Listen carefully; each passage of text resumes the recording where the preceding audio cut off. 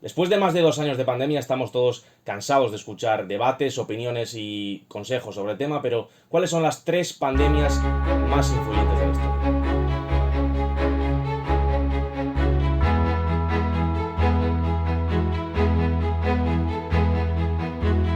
Quizás sin ser la más devastadora en cuanto a número de afectados, la Atenas del siglo V a.C. sufrió una de las más terribles epidemias de la antigüedad. En el año 431 a.C., dos de las más importantes polis griegas, Atenas y Esparta, luchaban codo a codo por el dominio del mundo heleno.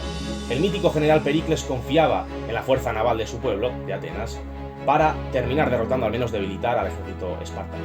Y en caso de ataque enemigo, tanto Pericles como su ejército se refugiarían en los muros de Atenas, en los llamados muros largos que unían Atenas con el puerto del Pireo.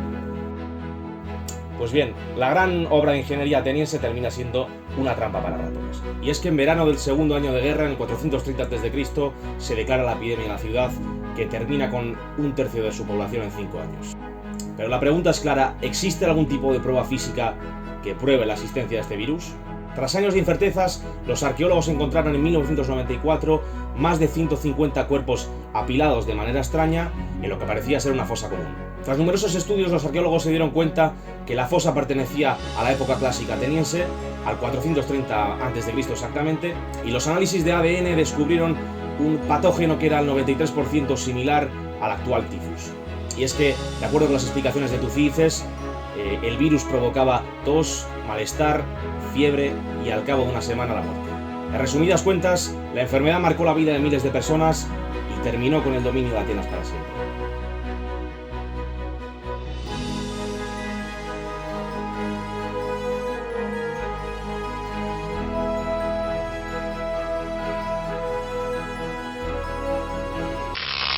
Cuando el 12 de octubre de 1492 el marinero Rodrigo de Triana avista por primera vez tierras americanas, el mundo cambia para siempre. Entre el rico y a veces forzado intercambio cultural entre ambas civilizaciones se escondía un regalo envenenado: la viruela. Y sí, los españoles se encargaron por accidente de transportar todo un arma biológica, como se demostraría 30 años más tarde, en 1529, cuando Hernán Cortés y sus hombres se intentan adentrar en la capital azteca, en Tenochtitlan, y se encuentra con un aliado desconocido, en este caso un virus, la viruela, que termina con el líder azteca y facilita, por lo tanto, la conquista. Entre fiebres, mareos y sarpullidos, la pandemia se resume en más de 3 millones de muertos en apenas una década. Y es, por número de muertos, por influencia, por importancia, por contexto, una de las pandemias más importantes de la historia. Si Dante Alighieri hubiese fallecido 30 años más tarde, hubiese tenido la suerte o la desgracia de vivir el infierno que imaginó. Y es que la peste negra que devastó la Europa del siglo XIV es probablemente la pandemia más mortífera de la historia. Nos situamos en la rica Europa de 1347, la Europa gótica de las catedrales, las rutas comerciales y el comercio marítimo, cuando un grupo de galeras comerciales genovesas atracan el puerto de Messina, en Sicilia, procedentes del Mar Negro.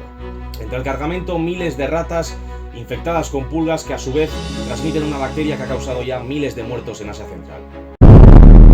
Es Yersinia pestis, la peste negra.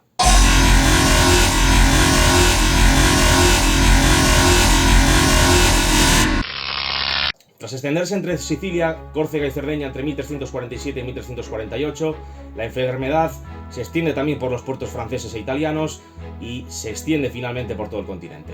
La peste negra mataría en apenas unas décadas a millones de personas en toda Europa, y la rica Florencia de Boccaccio y de Dante reduciría a más de la mitad su población en apenas 10 años.